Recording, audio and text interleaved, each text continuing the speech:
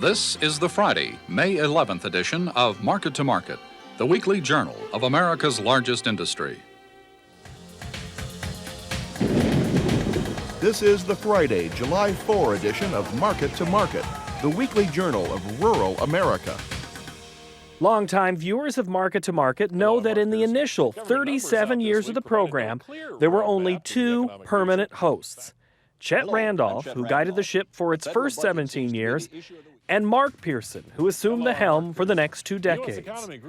Tragically, Mark passed away in June of 2012. But just as farmers often pass their operations down to the next generation, Market to Market did the same. The weekly journal of rural America. Hello, I'm Mike Pearson. A private research group reported late this week that a forward-looking measure of the economy improved last month. The day that I got the call from executive producer John Nichols, I believe, and my timeline is kind of hazy. It was right after Dad passed away. I want to say it was about 2 weeks after. Dad had passed away and we'd had the funeral. And he called me. I was working at the bank in Grinnell, and he called and asked if I'd consider hosting Market to Market. And up until that point, it really hadn't occurred to me. This was Dad's show. It had been his show for 22, 24 years. And I just never saw it being a place for me to fit in.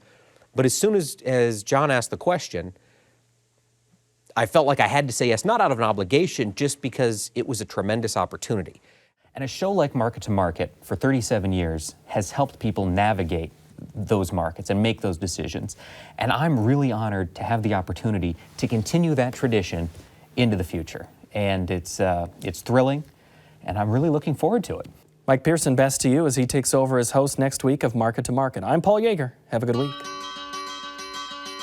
And I did not want to pass up an opportunity. That was one of Dad's points that he drove home time and time again, is never pass up an opportunity. Always give it a good look. And so I just said yes, and it's a decision that if I could do it again, I would do it again, maybe answer yes a little bit faster. Should folks be selling November 15 beans today, or, I mean, at least at these prices before we begin to know with certainty whether South American beans are there? At face value. Again, I don't know their risk tolerance levels. The pressures involved following his father had to be enormous. But much to Mike's credit, he has taken on the responsibility of being a quality host, well-read, well-prepared. He's turning into a fine professional. Mike brings substantial knowledge of farming and a clear understanding of rural issues to the table. Representing the 6th generation of Pearsons rooted in Midwestern agriculture, Mike grew up on a family farm in Iowa. His family instilled in him a strong work ethic and an appreciation for the rural experience. After graduating from high school in 2003, Pearson managed his family's diversified grain and livestock operation and provided market updates and news reports for WOI Radio in Ames, Iowa.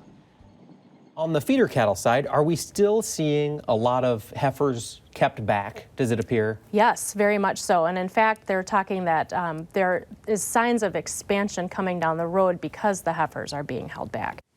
Well, I think he can share some of his frustrations, some of his concerns about the industry looking forward.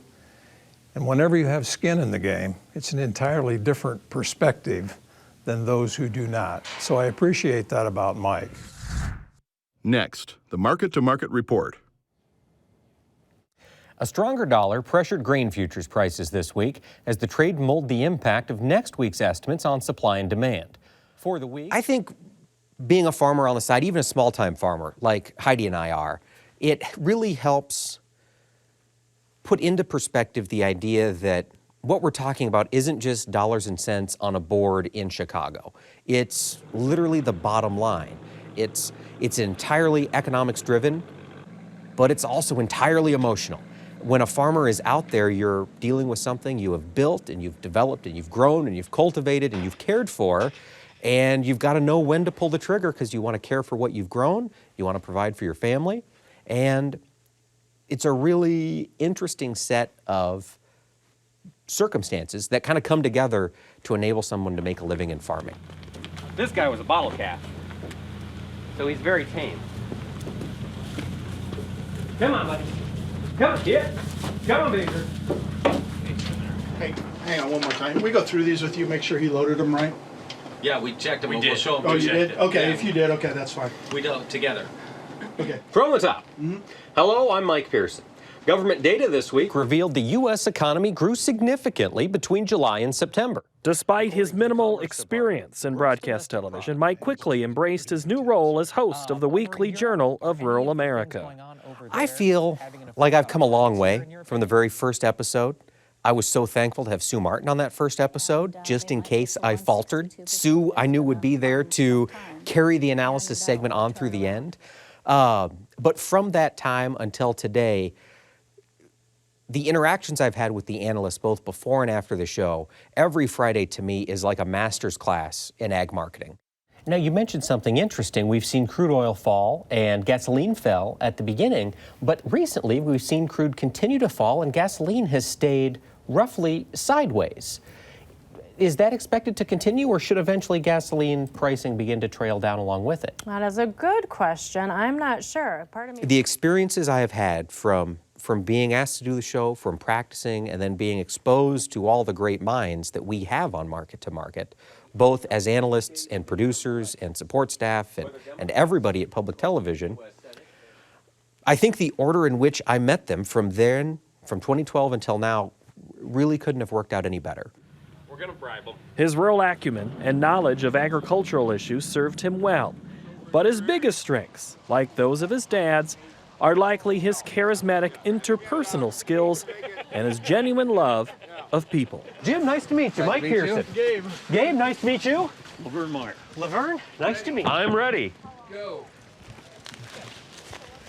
This would chop up real nice. It's tough. Makes me appreciate modern farm machinery, for sure. Surprisingly fun. For the work that's required, it's surprisingly fun.